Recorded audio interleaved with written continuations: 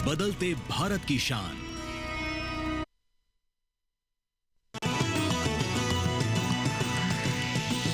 DD किसान, बदलते भारत की शान।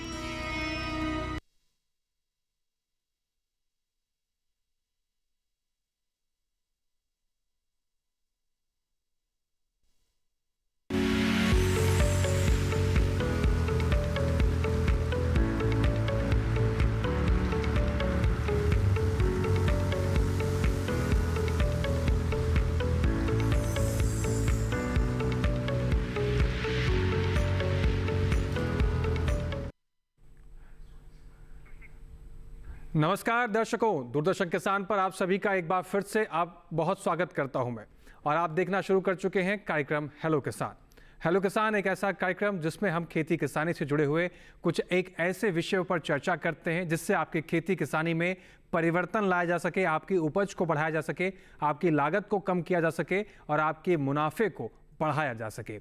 हेलो किसान कार्यक्रम में आपकी भूमिका बहुत महत्वपूर्ण होती है क्योंकि आपके सवालों को सीधा इस कार्यक्रम में शामिल किया जाता है और आपके द्वारा पूछे गए सवालों के सीधे जवाब इस कार्यक्रम के माध्यम से विषय से जुड़े हुए जो एक्सपर्ट होते हैं वो आपको देते हैं।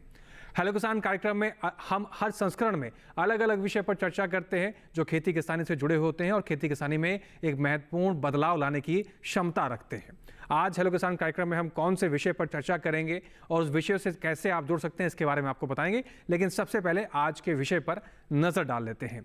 आज हेलो किसान कार्यक्रम में जिस विषय पर चर्चा करने जा रहे हैं वो विषय कुछ इस प्रकार से रहेंगे, जिसमें पहले बात करेंगे मोटे अनाज की खेती कितनी फायदेमंद है, कितनी महत्वपूर्ण है और साथ ही केले की खेती को लेकर क्या कुछ खास बातें हैं जिसको आप ध्यान में रखकर अपनी आय को बढ़ा सकते हैं, लागत को कम कर सकते हैं। अब इन दोनों विषय से जुड़े हुए कोई भी सवाल आपके हैं तो आपको करना क्या है, टोल फ्री नंबर का इस्तेमाल करना है। टोल फ्री नंबर हमारे कौन से हैं वो भी आप नोट कर लीजिए, 1800-113060, 1800-113061। लेकिन फोन करते समय आपको कौन सी बातें ध्यान रखनी है, आपको टेलीविजन की आवाज कम रखनी है और अपने फोन में पर्याप्त नेटवर्क देख के रखना है ताकि एक बेहतर संवाद स्थापित हो सके और जब अपना सवाल आप पूछें तो आपको सही तरीके से जवाब दिया जा सके और संवाद में कोई समस्या खड़ी ना हो। इसके अलावा आप हमें अपने व्हाट्सएप के जरिए भी अपने सवाल पूछ सकते हैं। आप हमारा व्हाट्सएप नंबर नोट कर लीजिए। हमारा व्हाट्सएप नंबर है 8800520717। लेकिन व्हाट्सएप करते समय जहां से आप व्हाट्सएप कर रहे हैं अपना नाम और जगह का नाम लिखना ना भूलें। इसके अलावा आप ईमेल का इस्तेमाल कर भी अपने सवाल हम तक पहुंचा सकते हैं। आप हमारी ईमेल आईडी भी नोट कर लीजिए। हमारी ईमेल आईडी है hellokisan2015@gmail.com। अब इन दोनों विषय से जुड़े हुए जो खास एक्सपर्ट हैं जो आपके सवालों का जवाब देंगे उनसे भी आपको रूबरू करा दिया जाता है। आज हमारे साथ सबसे पहले स्टूडियो में मौजूद हैं डॉक्टर रामस्वरूप बाना जी। आपका बहुत स्वागत है बाना जी। आप प्रधान वैज्ञानिक हैं, शस्य विज्ञान संभाग, भारतीय कृषि अनुसंधान संस्थान, पूसा, नई दिल्ली से। आपका स्वागत करते हैं इस कार्यक्रम में। धन्यवाद। इसके साथ ही हमारे दूसरे खास मेहमान हमारे साथ स्काइप के जरिए जुड़े हुए हैं डॉक्टर राकेश सिंह सेंगर जी। सर आपका बहुत स्वागत है। आप विभागाध्यक्ष एवं निदेशक हैं, ट्रेनिंग एवं प्लेसमेंट, सरदार वल्लभ भाई पटेल कृषि एवं प्रौद्योगिकी विश्वविद्यालय, मेरठ, उत्तर प्रदेश से। आपका स्वागत करते हैं सर। तो चर्चा की शुरुआत करते हैं, इस कार्यक्रम की शुरुआत करते हैं और सबसे पहले हम डॉक्टर बाना जी का रुख करेंगे। डॉक्टर बाना जी, अगर हम बात करें मोटे अनाज की खेती की जी, मोटे अनाज की खेती कितनी लाभदायक है, किसान भाइयों को क्यों करना चाहिए और किसान भाइयों का रुख इसकी तरफ अब रुख करना क्यों बहुत जरूरी हो चुका है? जी, अगर मोटे अनाज वाली फसलों की हम बात करें तो उसमें ज्वार, बाजरा, रागी और कोदो, कुटकी, सांवा, चीना, काकुम, ये जो श्री अन्न फसलें हैं वो है। और मोटे अनाज में मक्का भी एक शामिल होती है जी। तो इनकी खेती, चूंकि जलवायु परिवर्तन हो रहा है और जो दशाएं हैं, खेती की लागत बढ़ती जा रही है निरंतर, और यदि हम हमारी थाली की बात करें तो आज से कुछ दशक पहले जो श्री अन्न हुआ करते थे वो थे जो हमारी थाली का, हमारे भोजन का एक मुख्य अवयव होते थे, धीरे धीरे वो कम होते गए। तो आवश्यकता पड़ी कि इन जो फसलें हैं, ये जो खाद्यान्न है, इनका समावेश हमारे भोजन में फिर से किया जाए ताकि इनमें जो पोषक तत्व होते हैं, क्योंकि इनको न्यूट्री सीरियल्स बोलते हैं, जिनमें विभिन्न खनिज लवणों की, प्रोटीन की मात्रा काफ़ी अच्छी होती है, कैल्शियम काफ़ी अच्छा होता है, तो इनकी वजह से इनका भोजन में समावेश, और साथ ही ये जो चारा होता है इनका सुपाच्य होता है, पौष्टिक होता है, और जो पशुओं के लिए एक उन्नत चारे का भी काम करते हैं। तो इसलिए इनकी ज़रूरत पड़ी और इसीलिए संयुक्त राष्ट्र संघ ने जो 2023 था पिछला वर्ष, उसको पूरी दुनिया में अंतर्राष्ट्रीय मिलेट वर्ष या अंतर्राष्ट्रीय श्री अन्न वर्ष मनाया गया और भारतवर्ष के प्रयासों से ये एक तरह से सफल इसका आयोजन हुआ, जिसमें न केवल किसानों को बल्कि जो उपभोक्ता हैं उनको भी जागरूक किया गया इनके लाभों के लिए। और जो चूंकि जलवायु परिवर्तन से ये फसलें काफ़ी सहनशील है, अधिक तापमान से जो कम बरसात होती है या जो मृदा की कम उर्वरता वाली परिस्थितियां हैं, जलवायु की विपरीत परिस्थितियां हैं, उनमें इनकी सहनशीलता अच्छी है। इसलिए ये मैं कहूँगा कि एक भविष्य की फसलें हैं जो बदलते जलवायु परिवर्तन में किसानों का काफ़ी साथ देंगी। बिल्कुल। तो इन फसलों में अगर आप इन फसलों से जुड़ते हैं या इन फसलों को उगाते हैं तो आपको न केवल आर्थिकी बल्कि आपकी मृदा भी बेहतर रहेगी और आपका स्वास्थ्य भी बेहतर रह सकता है, आपकी आय भी बढ़ेगी, क्योंकि जिस तरह से डॉक्टर बाना जी ने बताया कि अब मिलेट्स की मांग भी धीरे धीरे बढ़ने लगी है और किसानों को मुनाफा तो हो ही रहा है। चलिए आगे बढ़ते हैं, डॉक्टर सेंगर जी का रुख करते हैं। डॉक्टर सेंगर जी, जो हमारा दूसरा विषय है उससे पहले एक विषय से जुड़े हुए जो खास रिपोर्ट है एक बार उस पर भी नजर डाल लेते हैं।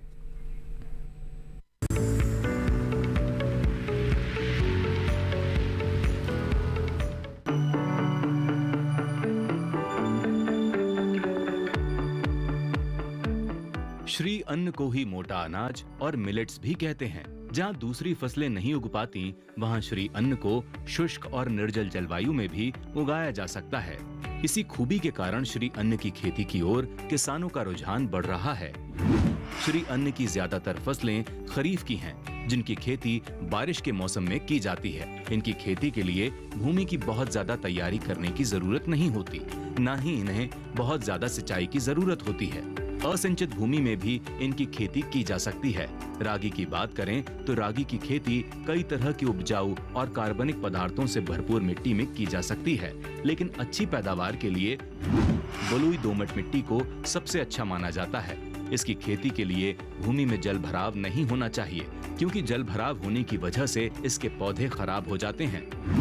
रागी की रोपाई के लिए बीज की मात्रा बुआई की विधि पर निर्भर करती है। ड्रिल विधि से रोपाई के दौरान 1 हेक्टेयर के लिए 10 से 12 किलो बीज की जरूरत होती है, जबकि छिड़काव विधि से रोपाई करने के लिए लगभग 15 किलो बीज की जरूरत पड़ती है। इसके बीज को खेत में बोने से पहले उपचारित जरूर कर लें। अगर किस्मों की बात करें तो रागी की बेगवती VR 929 किस्म सभी राज्यों में लगाने के लिए अच्छी किस्म है। बाजरे की बात करें तो बाजरे की बुआई के लिए हल्की दोमट बलुई मिट्टी सही रहती है। भूमि का जल निकास अच्छा होना जरूरी है।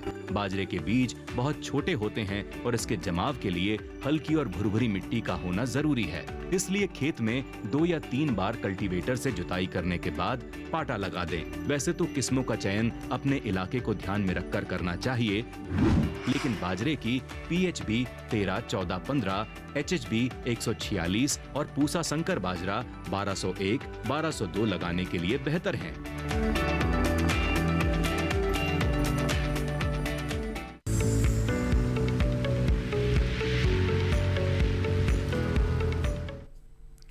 मोटे अनाज की खेती क्यों महत्वपूर्ण है और क्या कुछ संभावनाएं इस रिपोर्ट के जरिए हमने समझने की कोशिश की, इनकी और बारीकियों को समझेंगे। लेकिन उससे पहले अगले विषय की ओर बढ़ते हैं और अपने अगले एक्सपर्ट की तरफ रुख करते हैं। डॉक्टर सेंगर जी का रुख कर लेते हैं। डॉक्टर सेंगर जी, हमारा जो दूसरा विषय है केले की खेती, मैं आपसे जानना चाहता हूँ कि मौजूदा समय में भारत में जो केले के खेती करने वाले किसान हैं उनकी क्या स्थिति है और केले की खेती में क्या संभावनाएँ हैं, किसानों को कितना मुनाफा हो सकता है अगर कोई किसान इस खेती से जुड़ना चाहता है तो। केले की खेती हमारे देश में लगातार बढ़ती जा रही है जी, क्योंकि देखा जाए तो पूरे विश्व में हम प्रथम स्थान पर हैं अभी केले की खेती के उत्पादन के क्षेत्र में, और हमारा योगदान लगभग जो है 1/4 है। प्रदेश में भी, उत्तर प्रदेश की बात करें या अन्य प्रदेशों की बात करें, किसान ये देख रहे हैं कि कृषि विविधीकरण को यदि अपनाते हैं तो उसमें केले की खेती करते हैं तो उनको अच्छा खासा मुनाफा होता है। और विगत कुछ वर्षों से लगातार जिन क्षेत्रों में केले की खेती नहीं होती थी उन क्षेत्रों में भी इसके मुनाफे को देखते हुए किसान केले की खेती की तरफ आकर्षित हो रहे हैं और बहुत आसानी से केले की खेती कर रहे हैं। महाराष्ट्र में ज्यादातर केले की खेती की जाती थी और जलगांव में बहुत अधिक होती थी, लेकिन अब धीरे धीरे अच्छी प्रजातियां आने के कारण भारत के अन्य प्रदेशों में भी इसकी खेती की जा रही है। जहां का तापमान 20 से 35 डिग्री सेंटीग्रेड तक रहता है, उस क्षेत्र में आसानी से केले की खेती किसान भाई कर रहे हैं। और जहां पर सर्दी होती है उस क्षेत्र में भी केले की खेती की जा रही है, लेकिन किसान भाइयों को वहां पर थोड़ा नुकसान हो जाता है पाले से, लेकिन वहां पर भी केले की खेती अब आसानी से की जा सकती है। और अधिकतर किसान केले की खेती को कर अच्छा खासा मुनाफा कमा रहे हैं। केले की खेती को देखा जाए तो केला जो है गरीबों का फल कहा जाता है और ये 12 महीने बाजार में उपलब्ध रहता है। इसका रेट भी अच्छा मिलता है और इसमें कई ऐसे पोषक तत्व होते हैं जिनके कारण ज्यादातर लोग केला खाना पसंद करते हैं जी। इसके कारण इसकी मांग बाजार में हमेशा बनी रहती है और किसान भाई इसको आसानी से लेते हैं। बिक्री में भी कोई दिक्कत नहीं होती, मार्केट भी आसानी से उपलब्ध हो जाता है, इसलिए हमारे किसान भाई केले की खेती की तरफ आकर्षित हो रहे हैं। बिल्कुल। तो केले की खेती में भी अगर देखा जाए, डॉक्टर सेंगर जी ने बहुत सारी महत्वपूर्ण जानकारियां बताई है। कुछ और बारीकी को समझेंगे, क्या क्या सावधानियां बरतनी चाहिए, कैसे आप खेत की तैयारी कर सकते हैं और क्या रोग लगने की संभावना, ये तमाम बारीकियां समझेंगे केले की खेती को लेकर। लेकिन उससे पहले केले की खेती से जुड़ी एक खास रिपोर्ट पर भी नजर डाल लेते हैं।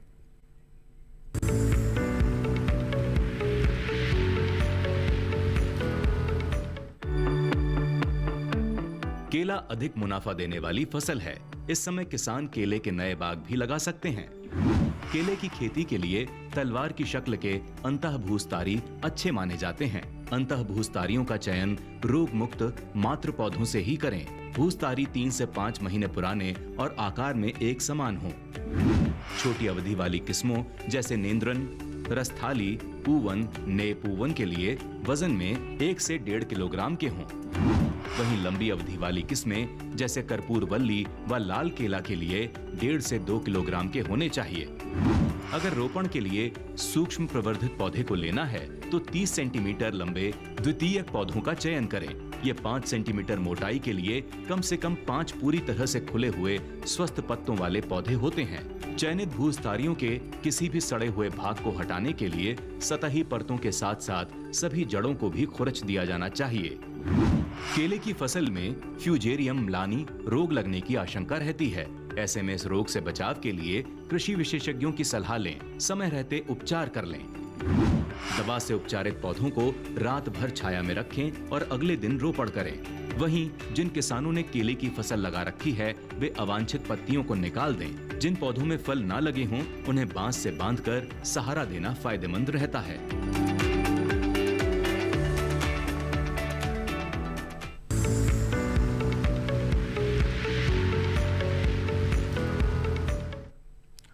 तो आपने रिपोर्ट देखी केले की खेती से जुड़ी हुई कुछ बारीकियां, इसको और विस्तार से समझेंगे, लेकिन चर्चा को आगे बढ़ाते हैं। डॉक्टर बाना जी का रुख करते हैं। डॉक्टर बाना जी, हम देख रहे हैं खरीफ मौसम में ज़्यादातर फसलों की बुआई हो चुकी है। वहीं अगर हम बात करें अपने मोटे अनाज की खेती की तो इसमें भी काफ़ी अनाजों की बुआई हो चुकी है। लेकिन अगर पछैती अनाजों की बात करें, अगर कोई किसान रह गया अभी बुआई करना चाहता है तो किस प्रकार की बातों का ध्यान रखना चाहिए, कोई सावधानियाँ बरतनी चाहिए? हाँ, ये मोटे अनाज वाली जो भी फसलें हैं वो बारानी क्षेत्रों में लगाई जाती है, वर्षा पोषित जो क्षेत्र हैं उनमें। और उसका जो सही समय है मानसून की जैसे ही आगमन होती है उस क्षेत्र में वैसे ही बुआई शुरू हो जाती है और उसके साथ साथ मानसून के साथ साथ बुआई चलती रहती है। और वैसे ब्रॉड रूप से देखा जाए तो 1 से 15 जुलाई तक लगभग बाजरे की या जो अन्य जो मोटे अनाज वाली फसलें हैं उनकी बुआई कर देते हैं। परंतु कुछ किसानों की देरी हो जाती है, खेत खाली नहीं होते हैं या कोई और वजह से बुआई नहीं कर पाते, तो वो अगले 10-15 दिन तक उसकी बिजाई कर सकते हैं। परंतु यदि अब चूंकि पचेती बुआई का समय आ गया है तो ऐसे समय में यदि बुआई करनी भी पड़े तो आप जो कम अवधि वाली फसलें हैं, जैसे कि पहले एक HHB 67 किस्म होती थी तो उसकी इम्प्रूव्ड वर्जन है, HHB 67 इम्प्रूव्ड है, पूसा संकर 1201 है। तो ये कम अवधि वाली हाइब्रिड्स है। 75-80 दिन या 83 दिन तक ये फसलें पक जाती है। पूसा 443 एक संकुल किस्म है। तो ये जो किस्में हैं इनको ले सकते हैं। राजस्थान के जो पश्चिमी राजस्थान के क्षेत्र हैं उसमें MPMH 17, MPMH 21 ये किस्में ले सकते हैं। तो ये क्योंकि कम अवधि वाली किस्में हैं और अभी भी बुआई करेंगे तो ये लास्ट में सही समय पर पक जाती है। इसके अलावा जो चारे के लिए मोटे अनाज वाली फसलें हैं उनकी बिजाई भी अभी कर सकते हैं, क्योंकि ये अभी भी बहुत देरी नहीं हुई है। तो बिजाई करनी हो तो चारे के लिए जो किस्में हैं वो अलग है। बाजरे के लिए जैसे कि AVKB 2 है, AVKB 19 से। इसी तरह जैसे ज्वार की बिजाई करनी हो तो पूसा चरी हाइब्रिड 106 है, पूसा चरी हाइब्रिड 109 है, पूसा चरी 615 है। तो इस तरह की किस्में हैं जो मल्टीकट है और उनकी बिजाई करके भी हरे चारे की भरपूर पैदावार ली जा सकती है। तो इस तरह से यदि सही किस्मों का चयन करते हैं आप, तो निश्चित तौर से जो अच्छा उत्पादन है वो आप ले सकते हैं बिना किसी जो विपरीत परिस्थितियों के। तो एक दर्शक है हमारे साथ, उनका सवाल शामिल कर लिया जाता है। छत्रपाल हैं। छत्रपाल जी, आपका स्वागत है इस कार्यक्रम में, अपना सवाल पूछिए। चलिए, संपर्क टूट गया है।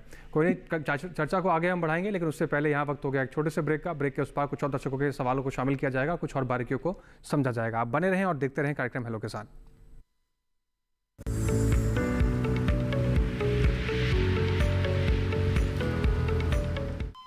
अरे सुन तो। मुझे क्या सुनाना चाहते हो? जो सुनाओ मेरी सौतन को। किसको? अरे वही तुम्हारा मोबाइल फोन जिससे सुबह शाम दिन रात चिपके रहते थे और कहते थे किसान कॉल सेंटर से बातें हो रही हैं। अच्छा, ये बात है। हाँ, क्यों? क्या हुआ? अब बात नहीं होती क्या? अब तो झट से बात हो जाती है। ऐसा क्या? हाँ, अब तो ज्यादा लाइनें और खास तकनीक के कारण खेती के माहिरों से तुरंत बात हो जाती है। और अगर कभी लाइन व्यस्त हो तो अपनी समस्या फोन पर रिकॉर्ड करा दो, वहाँ से फोन आ जाता है और समस्या की हल का मैसेज भी आ जाता है। ये देखो, आ गया। अरे वाह, इसका मतलब इंतजार की घड़ी अब खत्म। हाँ। तभी मैं सोचूं कि आजकल मुझ पर इतना प्यार क्यों आ रहा है। कृषि संबंधी समस्याओं का अपनी भाषा में तुरंत हल पाने के लिए पूरे भारत में किसी भी फोन से हेल्पलाइन नंबर पर संपर्क करें। किसानों का दोस्त किसान कॉल सेंटर।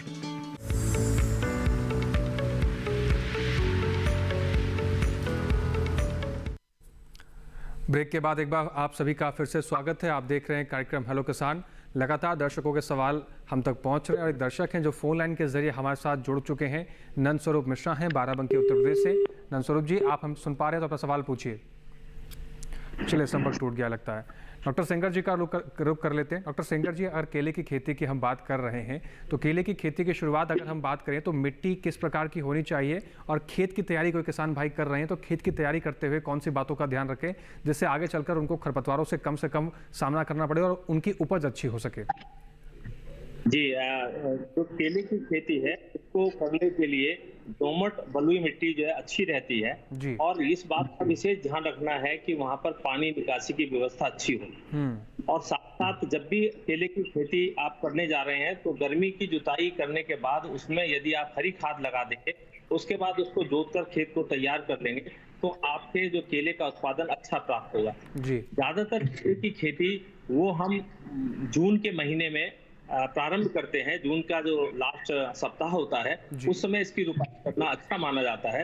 वैसे तो केले की खेती कभी भी जहां पर सिंचाई की अच्छी व्यवस्था है वहां पर आप कर सकते हैं, लेकिन सर्दियों के दिन में या जब बरसात ज्यादा हो रही है उस समय अवॉइड करते हैं कि हमें केले के पौधे की रुपाई ना करने पड़े।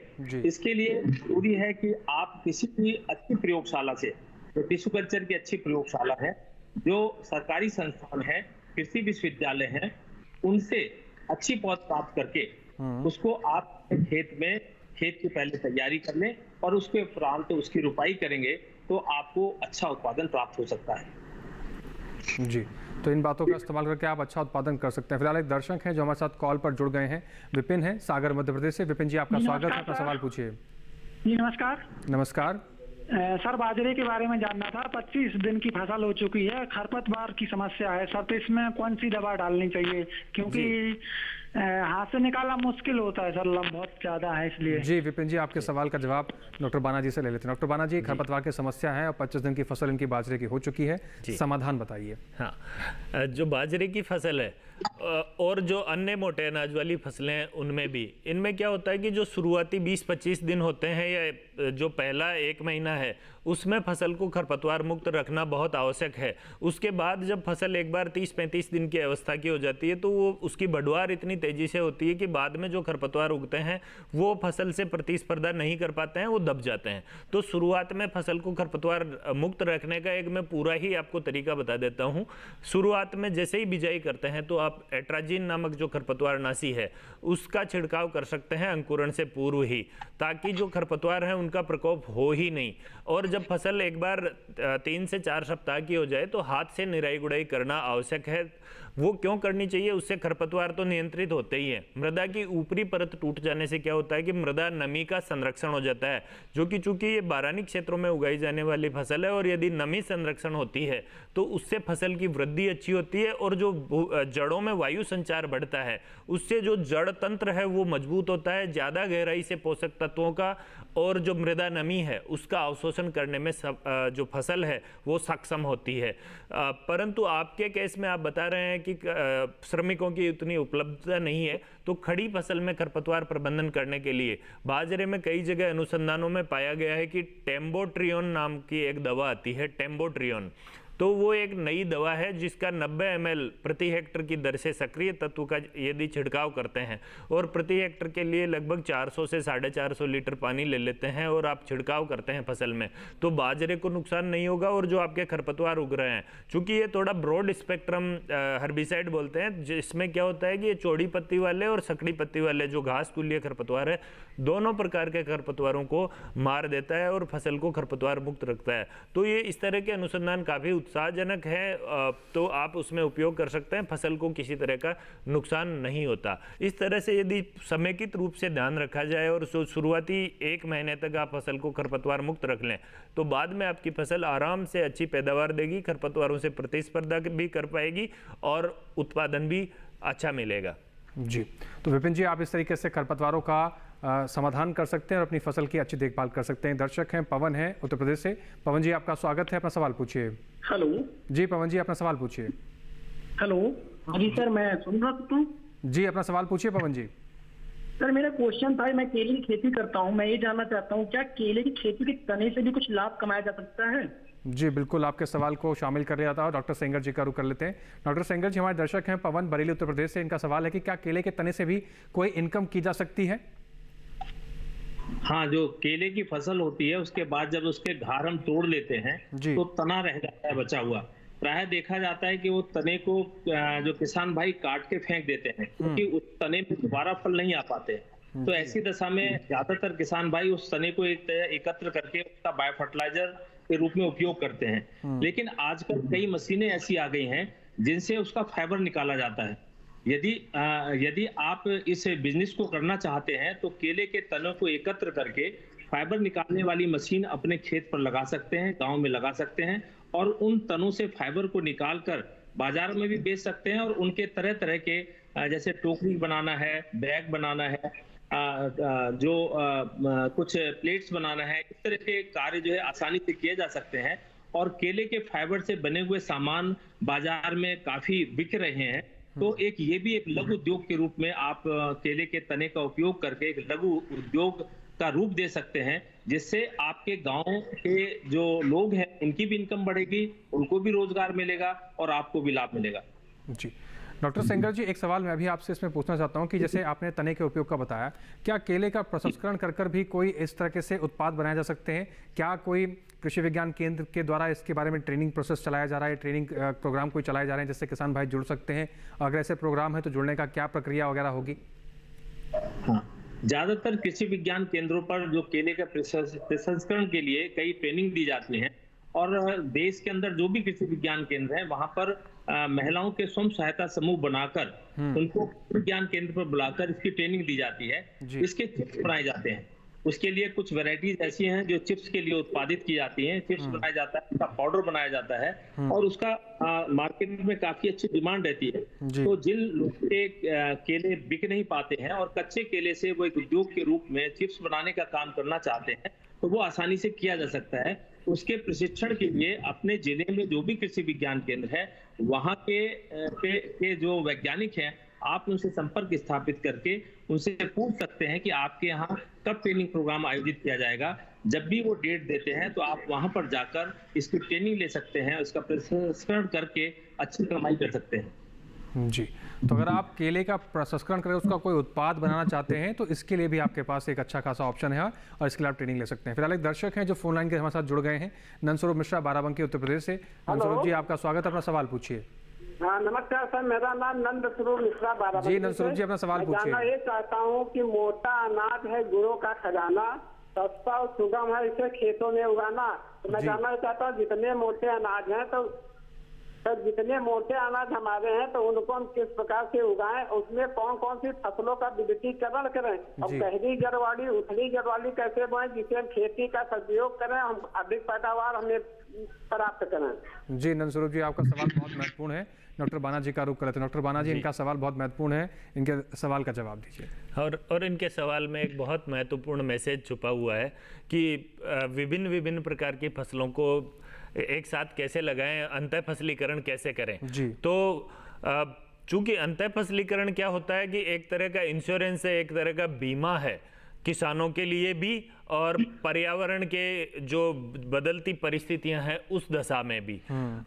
जैसे कि इन्होंने बताया उसी तरह से उतली जड़ों वाली फसलों के साथ गहरी जड़ों वाली फसलों का अंतः फसलीकरण करते हैं, जैसे कि बाजरे के साथ अरहर, मूंग, लोबिया जिसको चंवला बोलते हैं, या उड़द की फसल का अंतः फसलीकरण करते हैं। तो उससे क्या होता है कि जो मृदा की भू सतह की अलग अलग गहराइयों से पोषक तत्वों का और जो मृदा नमी है उसका अवशोषण होता है और पौधों में भी आपस में प्रतिस्पर्धा नहीं होती, क्योंकि एक ज़्यादा ऊंचाई तक बढ़ने वाली फसल के साथ कम ऊंचाई तक बढ़ने वाली फसल होती है।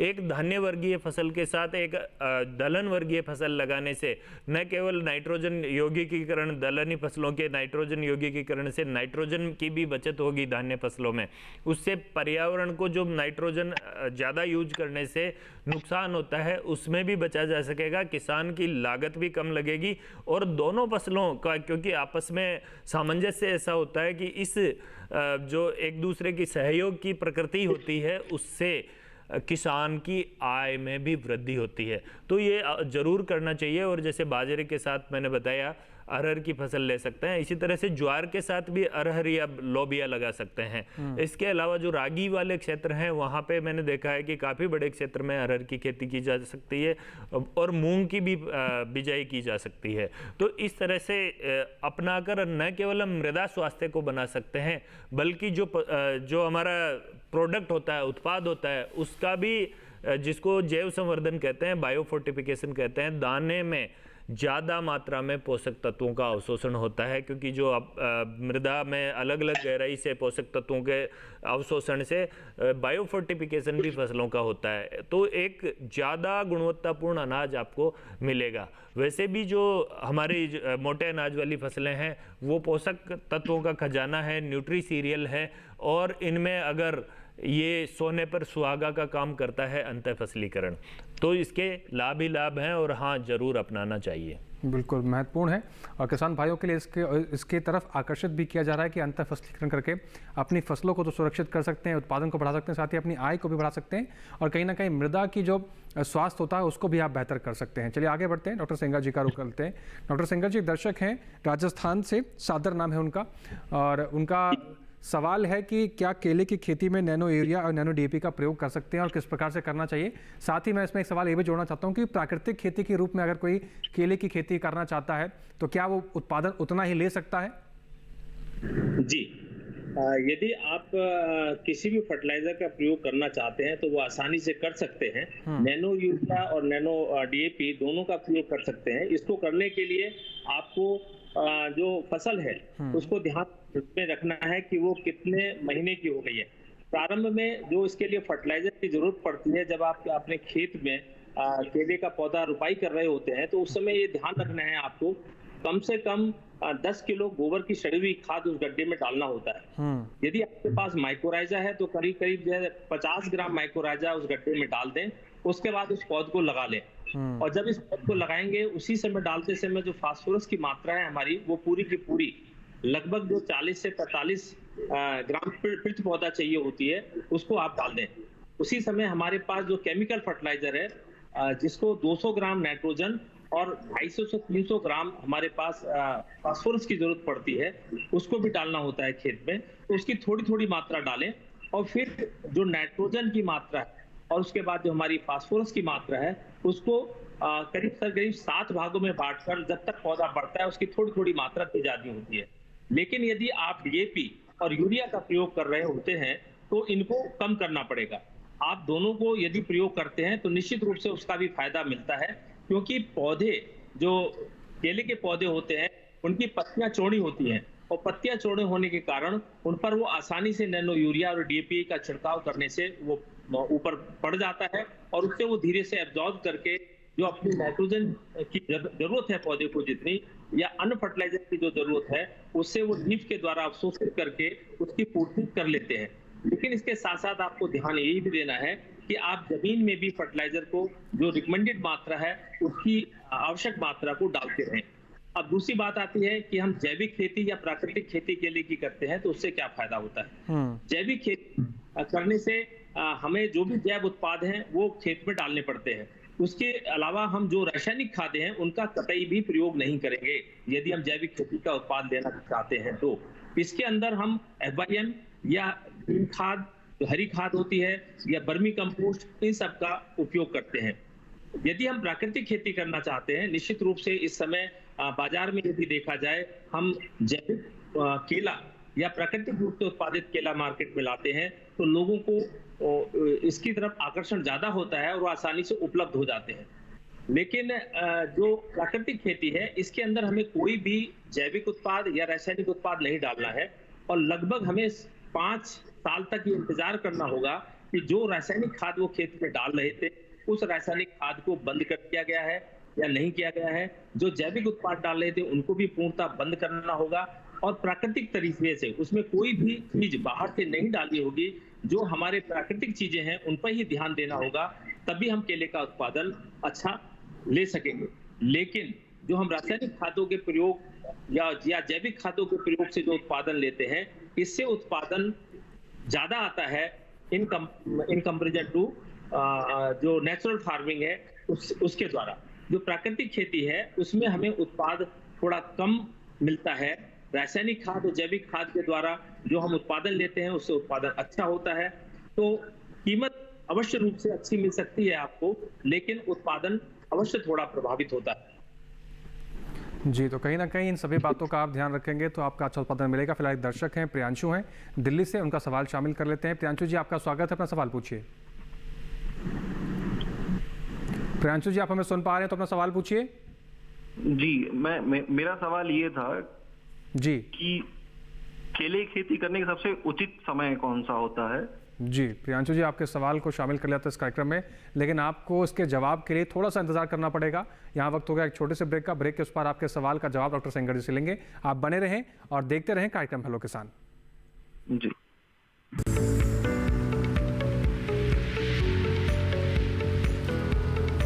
डीडी किसान ने कर ली है तैयारी। यहाँ मिलेगी पशुपालन की हर एक जानकारी, घर आंगन से लेकर व्यवसायिक फार्म तक, मुर्गी पालन से लेकर रेगिस्तान के जहाज तक। बीमारियों से पशुपालक बिल्कुल ना हो परेशान, विशेषज्ञ करेंगे आपकी समस्या का समाधान। देखिए अपना पशु चिकित्सक हर रविवार शाम 6:30 बजे दूरदर्शन किसान पर।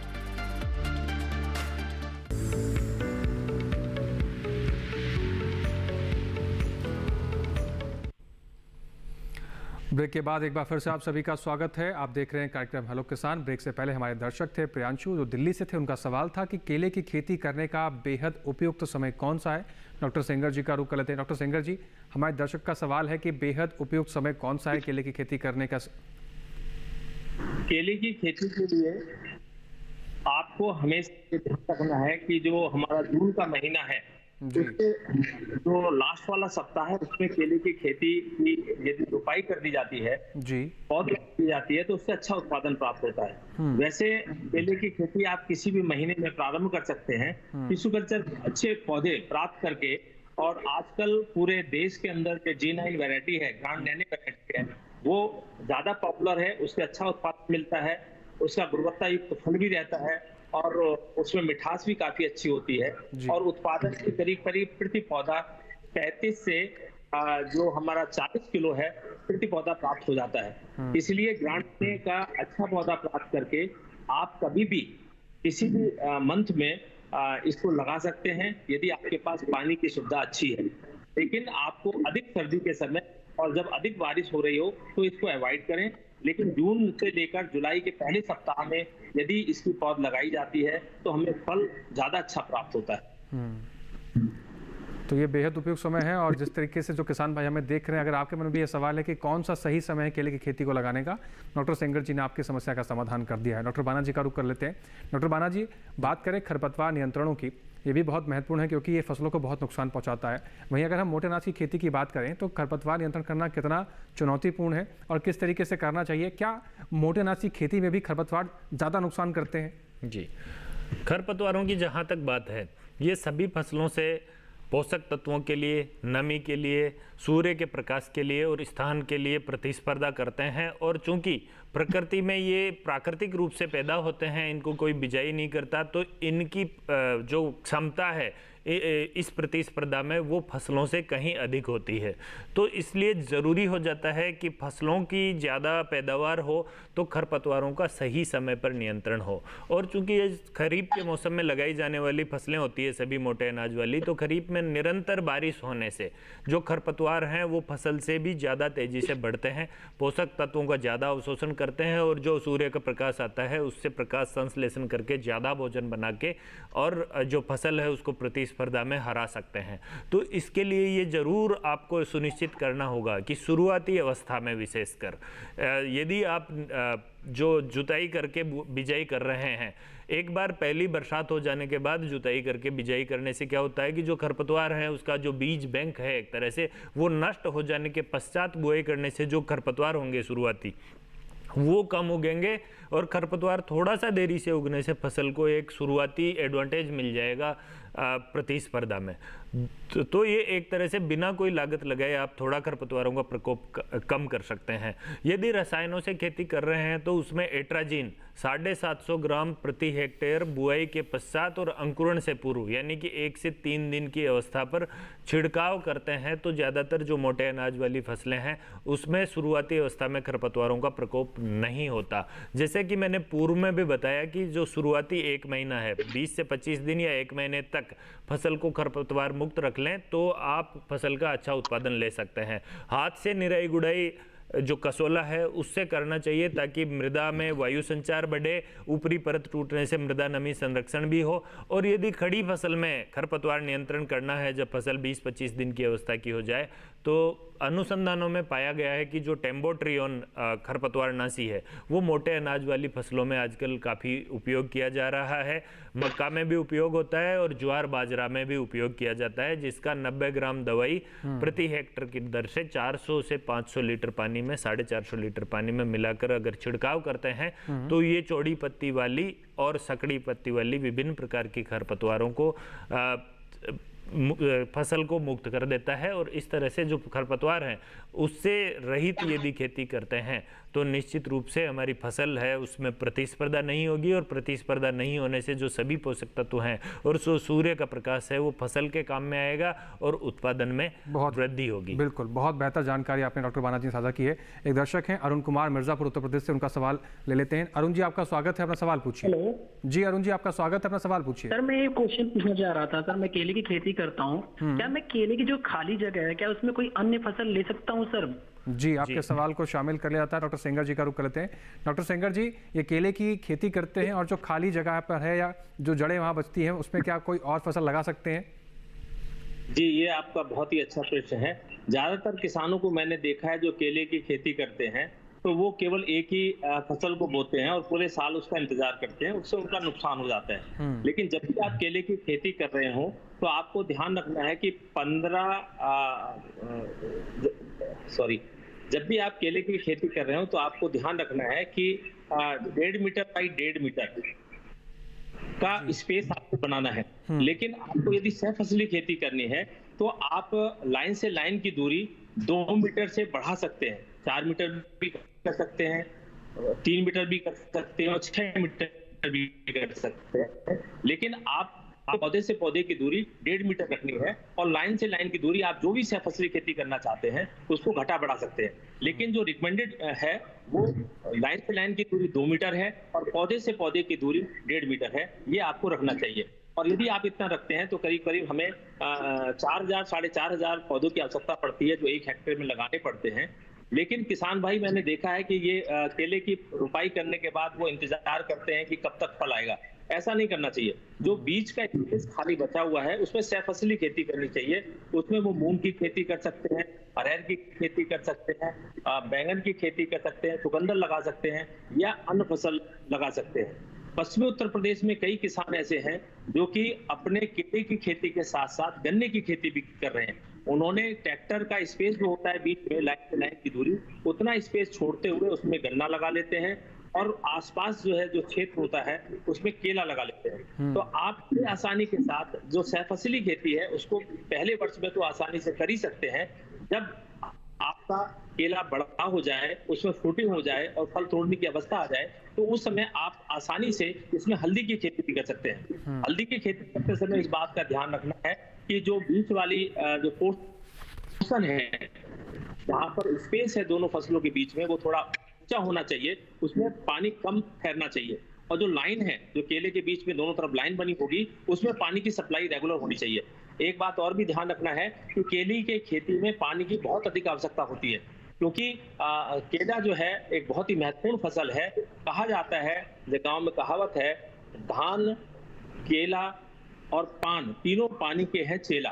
तो पानी अत्यधिक डिमांड होने के कारण इसमें पानी की अधिक आवश्यकता होगी और जो सहफसली खेती होगी उसमें पानी की कम आवश्यकता होगी। तो इस समय आपको दोनों तरफ लाइन इस तरह से बनानी है कि केले में पानी अधिक पहुंचे और दूसरी फसल है उसमें पानी की मात्रा कम रहे, तो आपको अच्छा उत्पादन मिलेगा। क्योंकि केले की खेती के साथ साथ आपको जो अन्य फसल लेंगे पहले वर्ष में वो भी प्राप्त हो जाएगी और आगामी वर्षों में आप आसानी से उसमें हल्दी की खेती कर सकते हैं जो आपको सहफसली खेती के रूप में अच्छा मुनाफा दे सकेगी। जी, तो सहफसली खेती भी हम पहले जिक्र कर रहे थे, चाहे वो मोटे अनाज की खेती हो, चाहे आप केले की खेती कर रहे हो, अगर सहफसली खेती को अपनाते हैं तो कहीं ना कहीं आपके उत्पादन बढ़ेगा और लगातार जो दोनों एक्सपर्ट हैं इस चीज़ पर खासा जोर देते रहे हैं। डॉक्टर बाना जी का रुख कर लेते हैं। डॉक्टर बाना जी, जब हम खरपतवार नियंत्रण की बात कर रहे हैं तो क्या मोटे अनाज में जिस तरह से बाकी अनाज की खेती की हम करते हैं, बाकी फसलों की खेती करते हैं, तो कहीं ना रोग और कीटों का प्रभाव देखने को मिलता है। मोटे अनाज की खेती की बात करें तो कितना प्रभाव कीटों का, रोगों का इन पर पड़ता है और क्या ये नुकसान पहुँचाते हैं हमारी फसलों को? जी, मोटे अनाज वाली फसलों में कीटों और रोगों का प्रकोप कम हो, इसके लिए हमें ज़्यादा दवाइयों पर निर्भर रहने की बजाय दवाई इस्तेमाल करनी चाहिए, ज़्यादा प्रकोप हो जाए और उसको एक अंतिम हथियार के रूप में उपयोग करना चाहिए।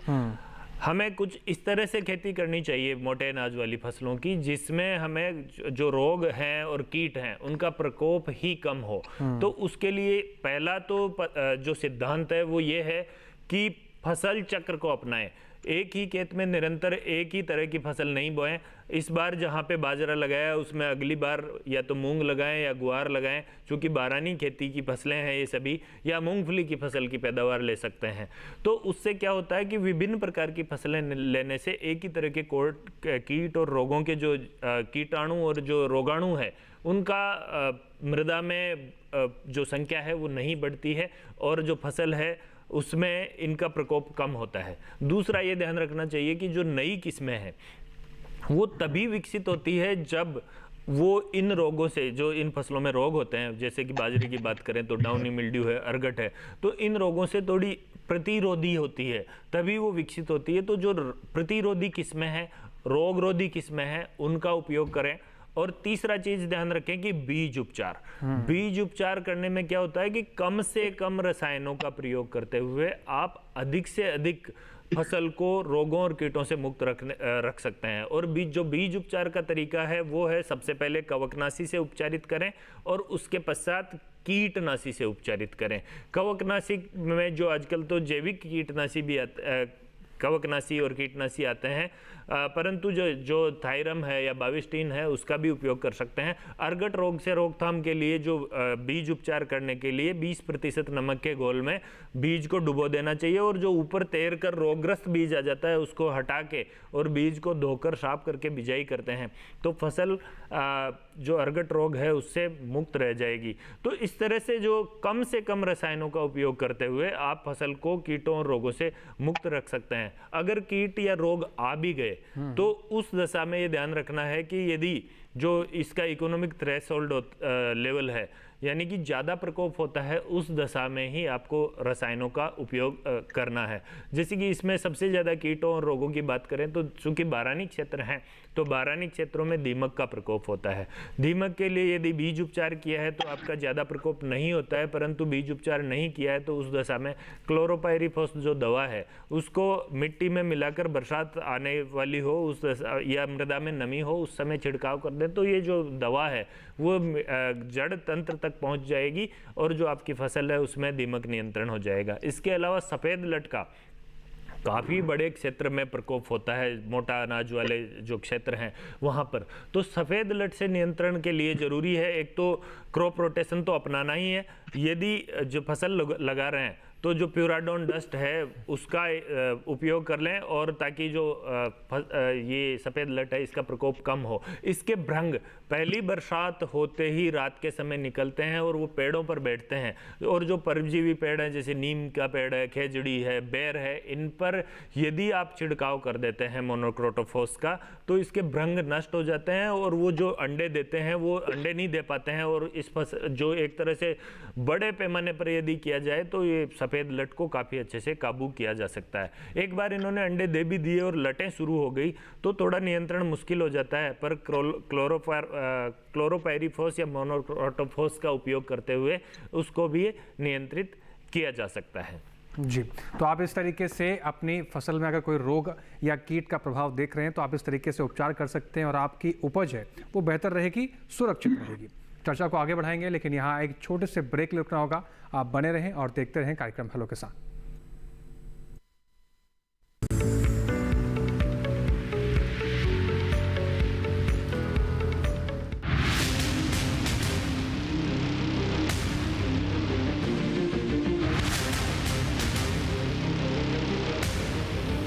जब तपती है धरती, सूरज उगलता है आग, ठंड में जब सर्दी जमा देती सबके हाल, सब छुप जाते अपने अपने घरों में, तब बाहर निकलता सिर्फ एक इंसान, भरने के लिए हम सबका पेट, खून को पसीने की तरह देता बहा, थक जाता, झुलस जाता, हो जाता बीमार, तब उसकी सेहत का ध्यान रखता सिर्फ डीडी किसान।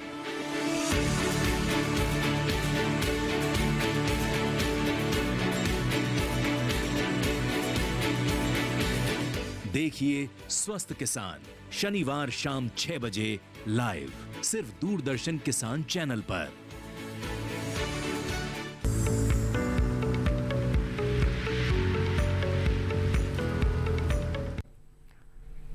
ब्रेक के बाद एक बार फिर से आप सभी का स्वागत है। आप देख रहे हैं कार्यक्रम हेलो किसान। पहुंच चुके हैं हम अपने इस कार्यक्रम के अंतिम पड़ाव पर।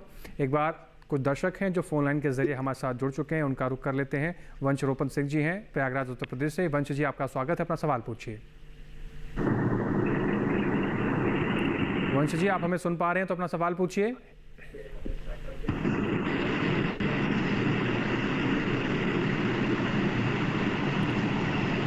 वंश जी आप हमें सुन पा रहे हैं तो अपना सवाल पूछिए।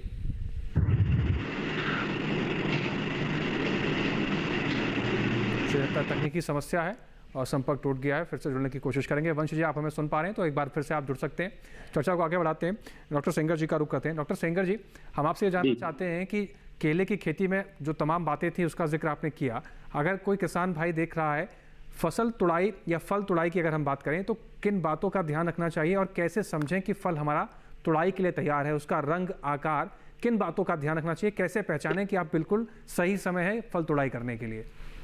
जी, जब भी केले की फसल आप लेते हैं तो इस बात का ध्यान रखना है कि जब आपके प्रति पौधे में घार की लंबाई लगभग 1 मीटर के करीब हो जाए कम से कम उस पर आप गुच्छे यदि देखेंगे तो 12-13 गुच्छे जो है सर्किल्स के रूप में नजर आएंगे, तो उनको आप काउंट कर लें। और उसके बाद जो पुष्प है, पुष्प नीचे की तरफ लटकता हुआ चला जाता है। प्राय मैंने देखा है कई किसान भाई उस नीचे के लटकते हुए पुष्प को तोड़ते नहीं है। जैसे ही आप देखें कि 1 मीटर के करीब आपके घर का साइज हो जाता है या 1.25 मीटर के करीब हो जाता है, तो नीचे जो फूल लटक रहा होता है उसको तोड़ देना चाहिए। जब उस फूल को आप तोड़ेंगे तो उसके बाद वहां पर बेबिस्टीन का थोड़ा सा सोल्यूशन बना के उसको लगा दें, जिससे कि केले के जो फल हैं उसमें इन्फेक्शन कोई ना आने पाए। और इस फूल को तोड़ने के बाद आप इसको एकत्र करके बाजार में बेच भी सकते हैं, लेकिन आप फूल अवश्य तोड़ना है। जब आप फूल तोड़ देंगे तभी आपके केले की मोटाई बढ़ेगी, और उस केले की मोटाई बढ़ने के बाद इसमें आकर्षण आएगा।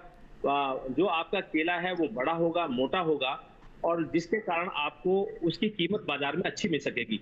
यदि आप उस फूल को नहीं तोड़ेंगे तो धीरे धीरे वो नीचे की तरफ बढ़ता चला जाएगा और फल का साइज जो है बहुत छोटा रह जाएगा। तो आप बात का विशेष ध्यान रखना है कि फल की तोड़ाई करने से पहले आप जब भी 1 मीटर का आपका धार हो जाए तो नीचे के फूल को अवश्य तोड़ दें। और दूसरी एक चीज और ध्यान रखनी है कि आपके पौधे के चारों तरफ कई सकर्स निकलते रहते हैं, उन सकर्स को हटाते रहना है। यदि आप उन सकर्स को नहीं हटाएंगे तो नंबर ऑफ प्लांट्स बहुत ज्यादा हो जाए, और उन प्लांट ज्यादा होने से आपका जो फल है वो छोटा रह जाएगा, उसका उत्पादन कम होगा। इसलिए आपको केवल एक पौधा ही चलने देना है, और जैसे ही उस पौधे के अंदर आपको फूल दिखाई देने लगे, जब फूल की अवस्था में वो पौधा आ जाए तो उसके बराबर वाला एक सकर्त आगे को बढ़ने देना है।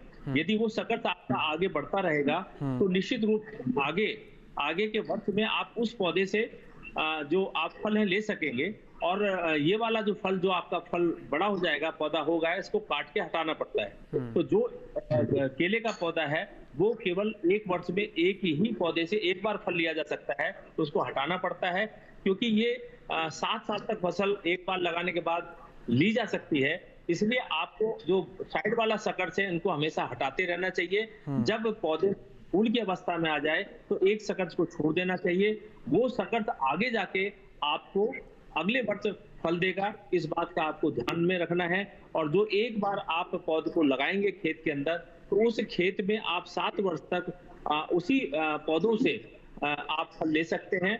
एक बार का और ध्यान रखना है कि यदि बीच में कोई पौधे खराब हो जाते हैं तो पौधे से पौधे के बीच के स्पेस को आपकी फिलिंग करनी है। जो आपके सकर्त निकलते हैं उन सकर्त को निकाल लें।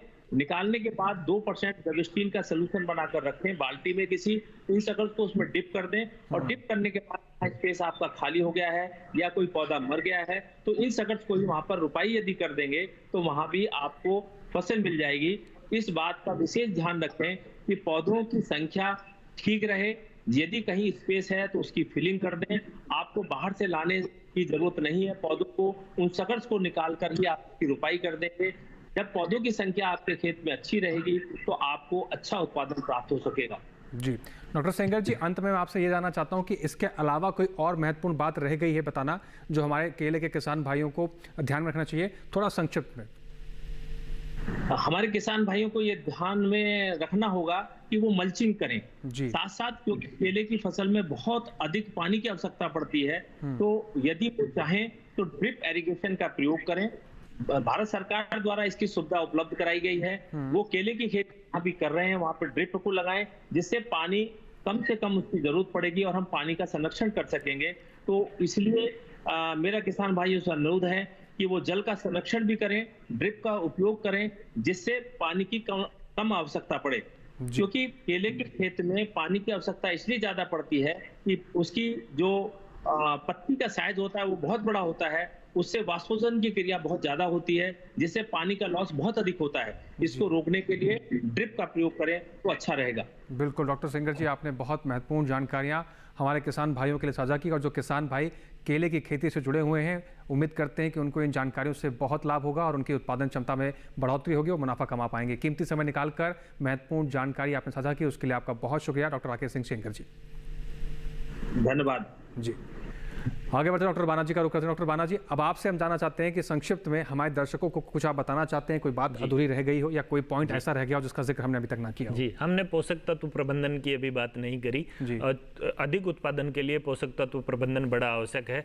आपने जो गोबर की खाद या जो जैविक खादें हैं उनका उपयोग तो बुआई से पहले कर ही लिया होगा, परंतु प्राकृतिक संसाधनों का, हालांकि ये जो मोटे अनाज वाली फसलें हैं उसमें बड़ा अच्छा उपयोग होता है, पर फिर भी नाइट्रोजन उपयोग दक्षता बढ़ाने के लिए यदि आप अजैविक रासायनिक खेती कर रहे हैं तो उस दशा में आपको नाइट्रोजन को टुकड़ों में बांटकर देना होता है, और जो दूसरी खुराक है उसका देने का सही समय आ गया है। जो नाइट्रोजन की खुराक, दूसरी खुराक आप देते हैं वो खरपतवार नियंत्रण के बाद में देनी है, ताकि जो आपकी उर्वरक खरीदते हैं वो फसल के ही काम में आए, खरपतवार उसको न ले जाएं।